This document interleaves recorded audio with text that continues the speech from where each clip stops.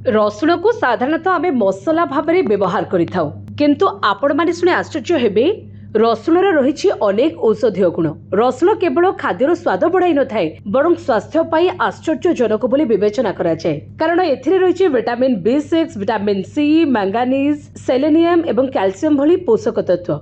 रसुण रे थिबा एंटीऑक्सीडेंट एवं अन्य यौगिक जेपरिक आलिसेन प्रतिरक्षा प्रणाली को मजबूत करिबारे एवं परिवर्तित पागरे संक्रमण सहित लड़िबारे सहायता करिथाए। तेबे चलंतु जानिबा रसुण खाइबा द्वारा केउ सब उपकार हमकु मिलिथाए।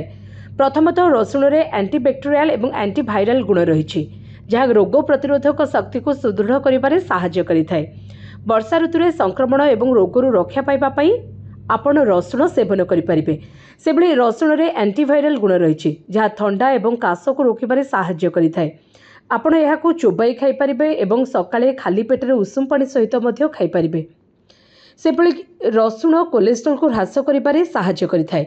रसुण खराब कोलेस्ट्रॉल को ह्रास करिबारे सहायता करिथाए। खराब कोलेस्ट्रॉल को नियंत्रण करबा पई आपण सकाळे खाली पेटरे उषुम पानी सहित कंचा रसुण चोबाई खाइ पारिबे।